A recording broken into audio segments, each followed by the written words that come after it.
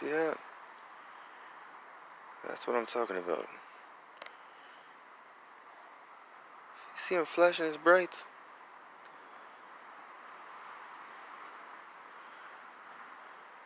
Now think about that 24/7. That's just one thing. You got 100 little ways. I've seen somebody describe it as 1,000 slights a day. I think that's the most accurate description of what it is. 1,000 slights a day. People bumping into you, stepping in front of you intentionally, making sudden movements when you're walking by, jingling keys, shuffling their feet, sucking their teeth, spitting when you walk near them, making a big scene of all of these things. Now, any one of these things, if it were a singular incident, it would have been like, just everyday occurrence. But throughout a day, literally not even 60 seconds passes by when I'm being provoked. Essentially, that's what it is, provocation. An attempt to get me to go postal or do injury to myself.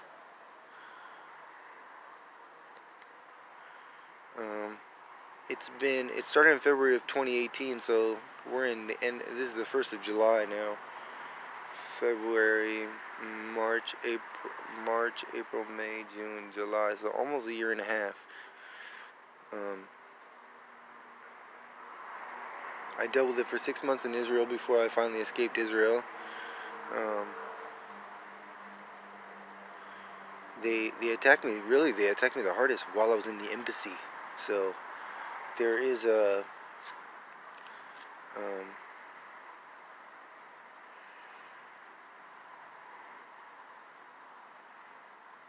there is knowledge. There is obviously knowledge of what was occurring.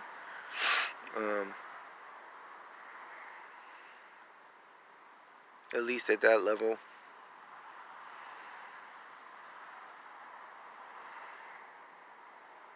But I came back to the U.S. thinking that it was something that was occurring in Israel, and that if I came back to the U.S., I would be able to evade it. Nah, didn't stop. Followed me to New York. During this period of a year and a half, I was arrested in New York for an old warrant and released after 5 days. They were attacking me very hard while I was there and constantly provoking me while I was there.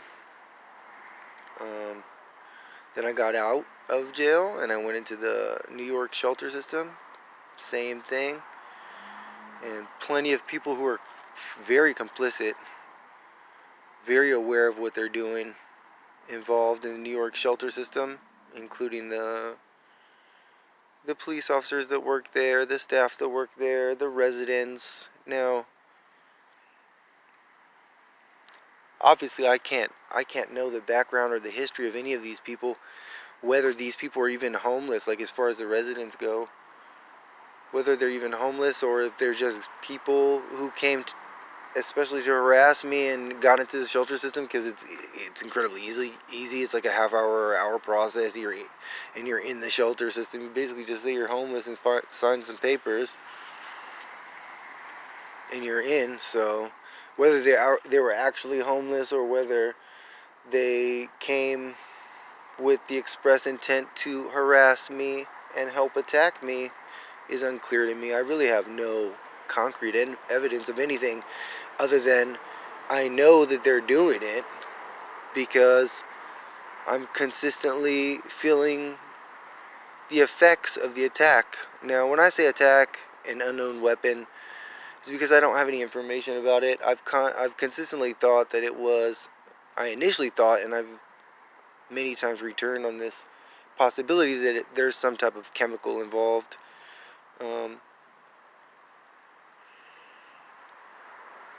Everywhere I go, I smell a number of smells. When it was in Israel, it was interestingly enough, there was several smells that I associated with my job. I was working in a chemical factory as an electrician, and I never noticed it. I just thought it was my job until they started stalking me, and now I smell it everywhere I go. A range of smells. Some of them are, very, very chemical smelling, and others are banal, like I said.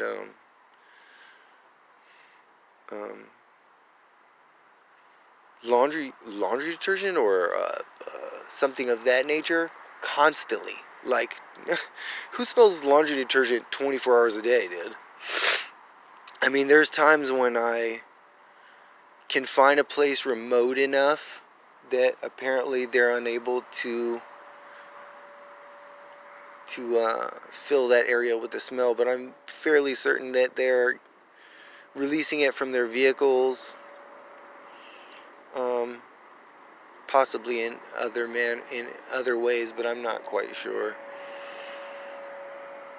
The only thing I can do really is just try to attempt to document it. Yeah, there's nothing going on now. There's a couple cars down there, other than that one car with the brights on me. I think it's highly unlikely that they're going to do anything blatant while I'm recording. So I'm going to keep recording.